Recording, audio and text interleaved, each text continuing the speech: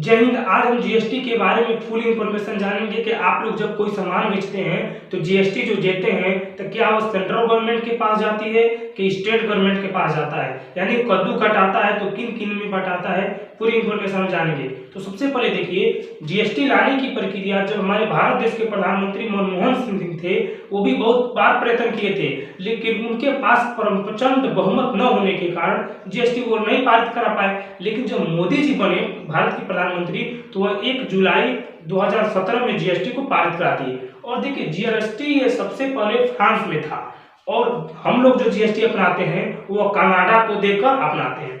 देखिए, जीएसटी का full form होता है गुड सर्विस टैक्स, और हिंदी की बात करें तो वस्तु सेवा कर। सिंपल से जान लीजिए कि जो लोग सर्विस करते हैं ना, सबसे ज्यादा पैसा वही लोग कमाते हैं।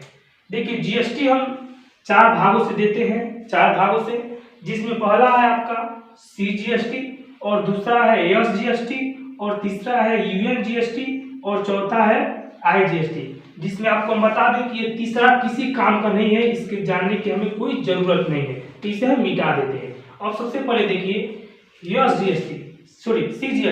सीजीएसटी का मतलब होता है सेंट्रल गवर्नमेंट जीएसटी, और एसजीएसटी का मतलब होता है स्टेट गवर्नमेंट जीएसटी, और आईजीएसटी का मतलब होता है इंटर जीएसटी। अब देखिए कि जीएसटी आप लोग कैसे देते हैं। देखिए, जीएसटी के कुछ स्लैब होता है, जैसे 0% जीएसटी लगता है, 0%, तो 0% जीएसटी आपके कृषि पर लगता है, और एक जीएसटी 5% लगता है।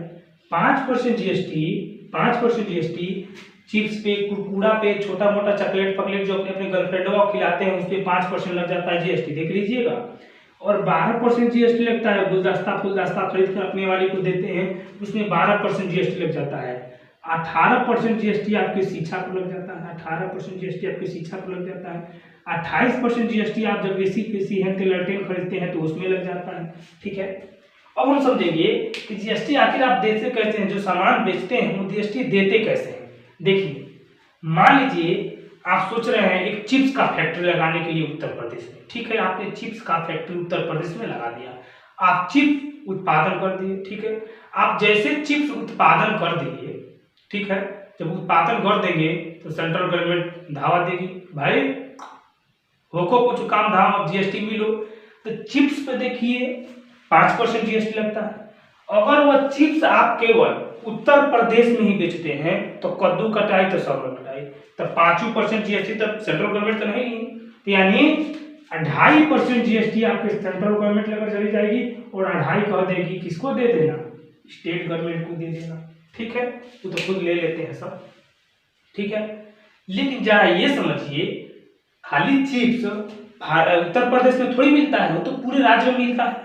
ठीक है, मान लीजिए आप कोई बिजनेस कर रहे हैं तो ये थोड़ी खाली उत्तर प्रदेश से आप कमा लेंगे, अरे जब ब्रांड होंगे तो और स्टेट में जाएंगे, अंतर्राष्ट्रीय व्यापार करने के लिए सोचेंगे। तो जब अगर आप अंतर्राष्ट्रीय में जाते हैं, दूसरे स्टेट में जाते हैं, तो वहां पे सेंट्रल गवर्नमेंट नहीं कूदेगी, डायरेक्ट आपका सब जीएसटी आईजीएसटी में जाता है, यानी इंटर जीएसटी में जाता है। अब कहेंगे आप इंटर जीएसटी में जाता है तो क्या होता है इंटर जीएसटी, देखिए क्या होता है इसमें। इंटर जीएसटी में जब जाता है तो सेंट्रल गवर्नमेंट के पास पूरा जाता है, और सेंट्रल गवर्नमेंट इसमें से 58% अपने पास रख लेती है, 58% रख लेती है। जरा ये समझिए, जैसे जब किसी का बारात जाता है तो जो उसमें बाराती जाते हैं, ये थोड़ी है कि वो छुच्छे खाली जाते हैं और चले आते हैं, उनको तो भी कुछ चाहिए, खाना पीना नाश्ता वास्ता, यहाँ तो हो जाता है। लेकिन अब देखिए, अब जो बारात जा रहा है जिसमें जयमाला सिस्टम हो रहा है, पहले लोग पूछते रहे कावा हो जयमाला सिस्टम बा के ना ही हो तो जाए न तो ना ही जाए, ये बताइए। तो सेंट्रल गवर्नमेंट यहाँ पे सब ले लीजिए, स्टेट कह रहा है, ये बताइए बना रहा है दूसरे राज्य में और बेच कर ला रहा है हमारे राज्य में, तो हमको कुछ मिलेगा कि ना ही। जैसे आजकल लेखवा सोच तो वैसे जयमाल हुई तो हम लाइन ताइन मार लेंगे, तो हमको कुछ मिलेगा कि नहीं, दूल्हा कहता है चलो मिलेगा, कहाँ नहीं मिलेगा, रसगुल्ला मिलबे करेगा, खाना दाना मिलबे करेगा, तो लाइन मारेगा, ये देंगे, साली से भेंट खाइए देंगे, सब चीज हो ही जाएगा। तो यहाँ पे सेंट्रल गवर्नमेंट 58% तो अपने रख लेता है, और 42% स्टेट गवर्नमेंट को दे देता है, जिस स्टेट में आप बेचे हुए हैं उस सामग्री को। अब देखिए, एक छोटी सी एग्जांपल से समझाना चाहेंगे आपको। मान लीजिए रामू कोई लड़का है, या कोई कंपनी है मान लीजिए, वो पंजाब में एसी बना रहा है, पंजाब में मान लीजिए उसने 50 एसी बना दिया, 50 एसी बना दिया पंजाब, ठीक है। और जिसमें से वो 30 एसी पंजाब में ही बेच दिया, पंजाब में ही बेच दिया, ठीक है। 20 एसी उसने उत्तर प्रदेश में बेच दिया, उत्तर प्रदेश में बेच दिया उसने, ठीक है। और उसने 10 एसी नहीं 10 50 तो ही जाएगा, 50 भी है ही, मान लीजिए यहाँ पे 10 बेच दिया, मान लीजिए यहाँ पे 10 बेचा और यहाँ पे भी 10 बेच दिया। कहाँ बेच दिया उसने 10? मान लीजिए बिहार में बेच दिया, मान लीजिए मानने में का बुलाएगा, बिहार में बेच दिया, ठीक है। तो रामू पंजाब में 50 एसी बनाया है। सबसे पहले जानेंगे तो एसी पे जीएसटी आपका 28% लगता है, ठीक है। तो जब पंजाब में अगर बनाया और पंजाब में ही बेचेगा तो वहां के सेंट्रल गवर्नमेंट तो आधा आधा पे हक भाई, जैसे भाभी में भाई के भाभी में देवर का आधा हक होगा, आधा हक भाई, यानी 28% जीएसटी है। तो इस 30 जो एसी बेचा रहा है, 30 एशिया पे 14% जीएसटी तो कौन ले लेगा? सेंट्रल गवर्नमेंट ले लेगा। और उतना 14% कौन ले लेगा? स्टेट गवर्नमेंट ले लेगा, ठीक है।